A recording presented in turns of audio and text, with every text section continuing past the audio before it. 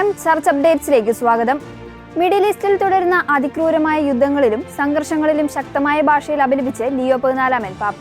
യുദ്ധ സാഹചര്യങ്ങൾ കാരണം അവിടുത്തെ നിരവധി ക്രൈസ്തവർക്ക് ഈ വർഷത്തെ വിശുദ്ധവാര തിരുക്കർമ്മങ്ങളിൽ പങ്കെടുക്കാൻ സാധിക്കാത്തതിൽ പാപ്പ അതീവ ദുഃഖം രേഖപ്പെടുത്തി. സമാധാനത്തിന്റെ നാടായ വിശുദ്ധ നാട്ടിൽ മിസൈലുകളുടെ മുഴക്കം ഉയരുന്നത് മനുഷ്യാന്തസ്സിന് വലിയ തിരിച്ചടിയാണെന്നും അദ്ദേഹം ഓർമ്മിപ്പിച്ചു. പീഡനങ്ങളും ദുരിതങ്ങളും അനുഭവിക്കുന്ന മിഡിൽ ഈസ്റ്റിലെ സഹോദരങ്ങൾക്കായി ലോകമെമ്പാടുമുള്ള വിശ്വാസികൾ പ്രാർത്ഥിക്കണമെന്ന് ലിയോ 14 പാപ്പ ആഹ്വാനം ചെയ്തു.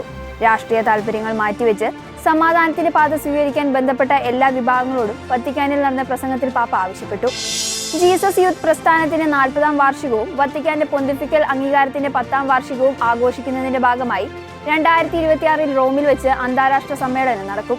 വത്തിക്കാനിലെ പ്രാർത്ഥനാ ശുശ്രൂഷകളിലും മാർപ്പാപ്പയുമായുള്ള കൂടിക്കാഴ്ചയും ഉൾപ്പെടുന്ന ഈ സമ്മേളനം ഐക്യത്തിന്റെയും നന്ദിയർപ്പണത്തിന്റെയും നിമിഷങ്ങളായിരിക്കും.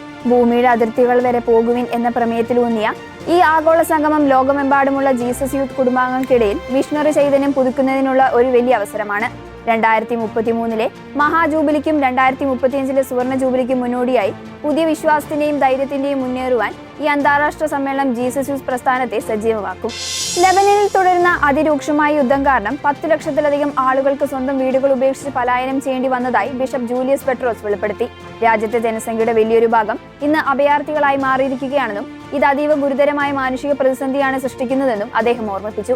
വീടുകളും ഉപജീവന മാർഗങ്ങളും നഷ്ടപ്പെട്ട 10,000-കണക്കിന് കുടുംബാംഗങ്ങൾ അടിസ്ഥാന സൗകര്യമില്ലാതെ ദുരിതമനുഭവിക്കുന്നതിൽ അദ്ദേഹം ആഴമായി ദുഃഖം രേഖപ്പെടുത്തി. ഈസ്റ്റർ തിരുക്കർമ്മങ്ങൾ ആഘോഷിക്കാൻ പോലും കഴിയാത്ത വിധം ഭയവും ആശങ്കയും നിറഞ്ഞ അന്തരീക്ഷമാണ് മിഡിൽ ഈസ്റ്റിൽ നിലനിൽക്കുന്നതെന്നും ബിഷപ്പ് ചൂണ്ടിക്കാട്ടി. അന്താരാഷ്ട്ര സമൂഹം അടിയന്തരമായി ഇടപെടണമെന്നും ലെബനനിലെ ജനങ്ങൾക്ക് ആവശ്യമായ സഹായം എത്തിക്കാൻ സന്മനസ്സുകൾ മുന്നോട്ട് വരണമെന്നും അദ്ദേഹം ആഹ്വാനം ചെയ്തു. യുദ്ധത്തെയും അക്രമത്തെയും ന്യായീകരിക്കാൻ മതത്തെ ഉപയോഗിക്കുന്നതിനെ ശക്തമായി അപലപിച്ച് ലിയോ 14 പാപ്പ. വത്തിക്കാനിലെ സെന്റ് പീറ്റേഴ്സ് സ്ക്വയറിൽ നടന്ന ഓശാന ഞായർ തിരുക്കർമ്മങ്ങൾക്കിടെ നൽകിയ സന്ദേശത്തിലാണ് സമാധാനത്തിന്റെ രാജാവായ ക്രിസ്തുവിനെ ഉയർത്തിക്കാട്ടി പാപ്പ ലോകരാഷ്ട്രങ്ങളോട് യുദ്ധം അവസാനിപ്പിക്കാൻ ആവശ്യപ്പെട്ടത്.